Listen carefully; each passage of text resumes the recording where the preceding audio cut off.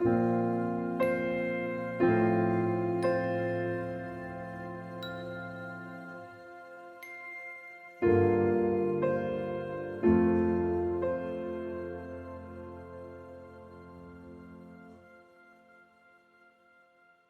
in general surgery, we encounter quite a lot of sudden deaths, whether it's a newly arrived patient through the A&E, or whether it's a patient who had an unexpected complication after surgery, or even after a long and lingering illness. I think the sense of helplessness, despite all the training that we have, knowing the textbook CPR, when it came to the crunch and you realize the person in front of you is dead, you have only that 30 or 60 seconds to do something, you're shocked and you didn't know what to do. Then I think it's when you have a good senior around, whether it's a senior doctor, senior nurse who jumps in and gets us, into action. Notice the protocol, start CPR, protect the airway, bring the trolley, and then the training kicks in. Then of course, the more you assist as such resusc, the more confident, competent you are at it. But that's just the action of it. Yeah, the end result and dealing with success or failure is yet another life lesson. Yeah. I think I'm more of a fighter. I tend to never give up. That helps to keep myself and let's say my team, when I'm a bit more you encourage the team to keep trying. But there will also come a time when you learn when to stop and when to call off the resuscitation. It takes a lot of maturity, a little bit of courage, because as a senior doctor, I make the call to realize this is not helpful, it's futile, it's causing more harm than good, and I give the instruction to stop. And then it became my responsibility to break the news to the family waiting outside. I think that attitude has shaped my practice for cancer treatment, for end-of-life discussion, and for on-the-spot decisions. We always try our best, but we know when to let go and when to accept.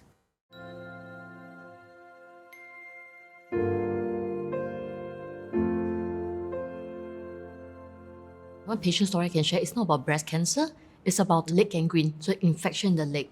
So that lady had a condition where it's called dry gangrene, so there's not enough blood supply, the toe was dying, and it was slowly spreading up the leg. She did not want any surgery, so unfortunately it was like a matter of time. So talked to the family, managed her well, and sent her back home. And in fact, they came back to the clinic a few times for follow-up and I thought everything was fine. Then one day I met the daughter walking around the hospital and I just said, "Hi, how's your mom?" She said, "Oh, you didn't know she passed away a few weeks ago." A bit of a shock because obviously you knew this patient, you knew the family well, they're like your aunties.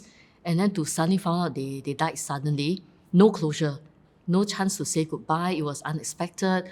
But I was glad that the family, over time, accepted that and they were not, too sad or felt dejected. They felt it was natural. She died at home, she died asleep, she had peace. So that was meaningful. There were a few whose passings left a very strong mark, maybe because I felt it was really preventable. This patient again was a case of a wet gangrene, so slightly different. Again, a bad infection through poorly controlled diabetes. So she came in with high fever, a septic, but she was still alert and lucid. At that point, the only treatment was surgery to remove the leg. She flatly refused. So if patients do not give consent, we cannot do it. Then I remember the family was also very distraught and said, after she became drowsy, why not just go ahead with surgery to save her life? So at the point I was a senior medical officer, so there were still layers of senior. So I consulted them and said, can't we just do it? It will save her life, what? And then she's unconscious now. If we do it, we can save her. They said, no. She stated very clearly, just a few hours ago, she said, no, she would rather die than have her leg removed. We have to respect that. So really, within the night, she passed on. I just felt,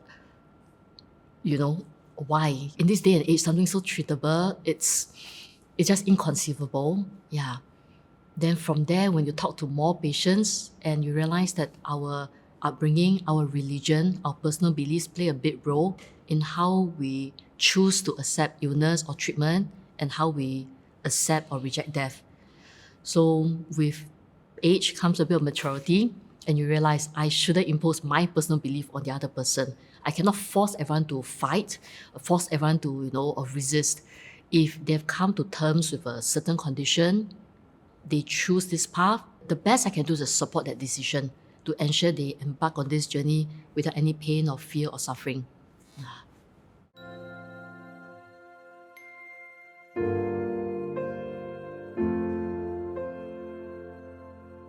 Doctors, as much as we want to cure always, comfort always, there will come a time when death is inevitable, right? Chinese say 生老病死. And if doctors don't take the leadership role in guiding the conversation, then who would? Yeah. I think what doctors can help is to normalize the physical process of dying.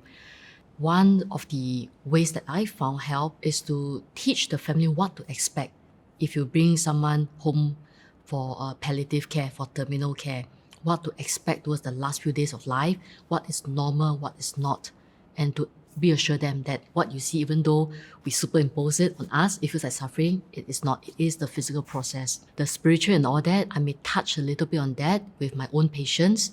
If they're of the same faith, easier to share. Even people of a different faith, in times of life and death, there's a common ground, there's a 共同点. We care, the care for the patient is there, and it's all right, regardless of the religion. So in talking about death, I think we ourselves need to overcome that fear, that taboo, and to, I wouldn't say embrace death, right? But to see it as nothing to be frightened about. It's either the next phase of life, the next journey, or for Buddhists, or reincarnation to the next stage, and to live in the here and now, to appreciate what we have. Yeah.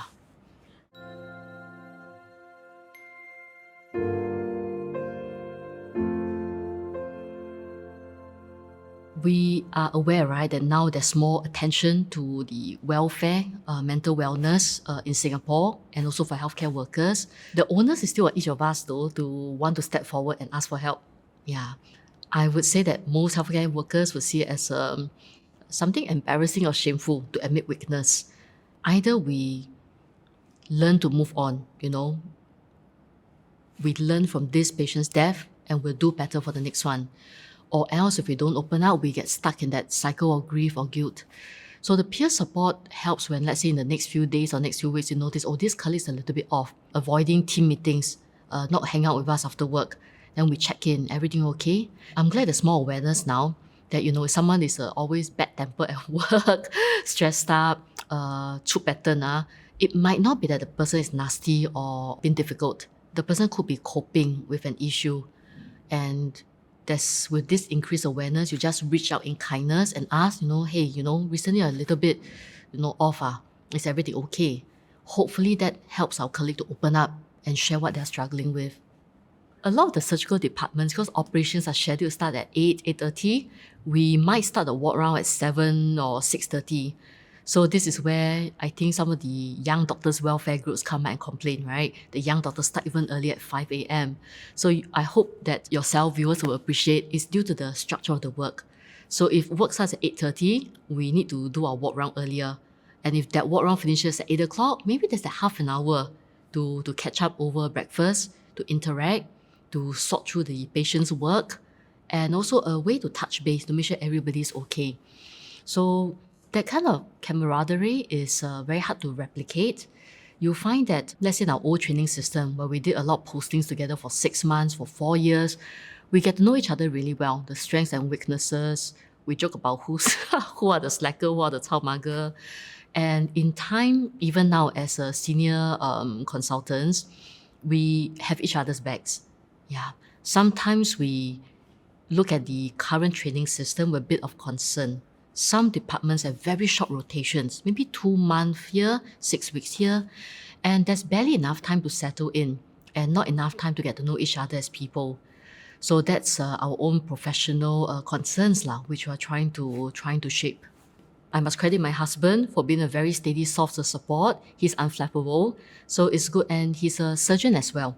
So sometimes it's easy to discuss a medical thing with him with a complete understanding. Then my group of old friends from secondary school, that's invaluable as well. Most of them are not doctors, which is great because they are trusted friends. So if, let's say, I encounter difficult patient encounters or difficult families, I get to vent to them as a person and complain, and they'll listen to me as a friend without judgment. So that's invaluable. Then, little bit of everything. I take part in Inktober. It's an online art competition. I write for SMA News. I started by writing in SMA News almost 10 years ago.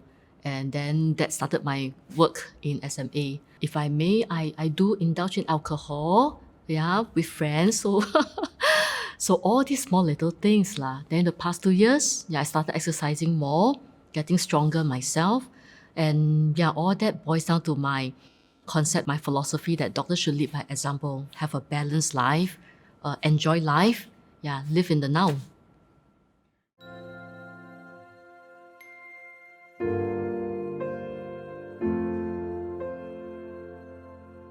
My current job scope as a breast cancer doctor, I think it's a lot more relatable because most of the women would, identify well, right? Being a fellow mother, a daughter. I think working mothers especially, we juggle a lot of responsibilities. There's a lot of 共同点, yeah. Previously, as a registrar in general surgery, then it's an interesting mix. There would be some families who might see that, oh, I'm too young or I'm a lady, cannot believe I'm a real doctor or cannot believe that I do surgeries. There was one such thing, or maybe 2 times. But in both situations, the patient is an older male and one was a more conservative religion background. So again, we respect patient's choice. So I introduced myself, my job position, and for both, I had to tell them I was the most senior surgeon in the hospital at that moment. So I do need to make an assessment. So both declined even with that knowledge. So that's all right. Then we got a male doctor in. That was a medical officer or HO, it's fine. And I would direct him on what to look out for and report to me. Yeah, so that was all right. I think the professional aspects that we must respect patients' wishes, put their needs in front of ours, ego and things aside is fine. I think patients have the right to request and voice their concerns. At the risk of sounding very feminist, I've always enjoyed working more with female colleagues. Most ladies, I think we take a very collaborative approach, and that's something that you notice I like to talk about. We approach each other in friendship with a keen desire to connect and to understand. Some men, not all, may come in seeing me as a competitor or worry that I may want to step on their turf. And it's just a little bit agier to try to get common understanding. It's a very soft observation, but yes. Yeah, but I cannot explain why. Perhaps a lady is less threatening. Maybe the family sees us as being a mother role, a sister. And when we talk about some things, they look to us and it's more approachable. Whereas maybe when the male authority figure says it, it's final, right? And it's the end. It's very harsh. There's no negotiation. But for a lady, they start to ask and fuss about a lot of the homely concerns. Yeah. Oh, what happens when they cough? What happens when I hear this? And that distracts them from the process of dying. Sometimes we are taught that showing emotions is a weakness. If you cry, you break down, it's weak.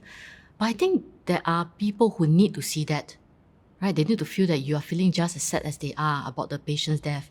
If you are too cold and emotional, professional, people would misconstrue that as, oh, you don't care. You don't feel the same way. Yeah. It's a very fine balance.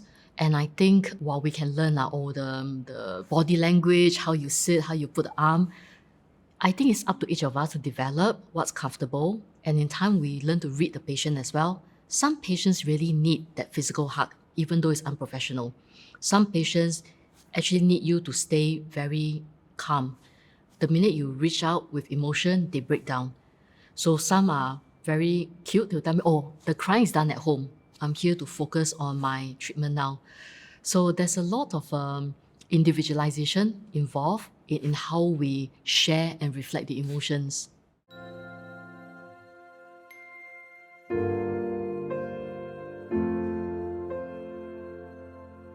For the record, so my leadership positions will be as president of the Singapore Medical Association and also the honour of being a nominated member of parliament these 2 years. So what I share is in my personal capacity, but of course that influences the leadership statements that I make sometimes. In my term, I chose maybe 3 key agendas to focus on. One is to better work with the healthcare system locally. meaning to have a robust private sector. We talk about insurance problems, and that work has been published, right? Second thing is about healthcare workers' welfare, right? Not just for doctors in training, not just for doctors, but for all frontliners. Then the third thing I hope for the association is for us to maybe get a bit more modernized, to take the lead in being a bridge between doctors and patients, between doctors and government as well. So in leading a conversation about death and dying and acceptance, while SMA, we might not have the expert knowledge, but we will definitely welcome collaboration. We will support any collaborations, in public education, in reaching out to members, to help equip everyone with the vocabulary and the knowledge on how to discuss death, right, as a common topic, and how to anticipate death and plan to die well. Having an aging population by necessity means there will be more deaths. And in planning for dying well, we should be equipped to help our patients die well, comfortably in their own homes. So with adequate training, I think, GPs, even specialists who have any kind of patient on the terminal illness would want to attend. The logistic aspects will be helping doctors to find time to attend such a course, and a bit of reimbursement. Because you understand, like in those of us in private practice, when you take time out from a course, you are losing income. But yes, we'll deal with that. We haven't quite planned programs targeted at young doctors because while in training, they are under the auspices of the different classes and medical schools. But definitely SMA represents all doctors, and we would be able to help launch such a program. I think we lead by examples. So that extends to every aspect of healthcare, not just in the personal patient care, in the way I lead a team, in the way I may reprimand members of a team, right? By allowing independence, respecting each other's decisions, and in guidance. So we don't score or dictate, to junior doctors what you should do, what you shouldn't do. We should be in collaboration. So we extend that spirit of discussion to encourage critical thinking, and come to a mutual decision.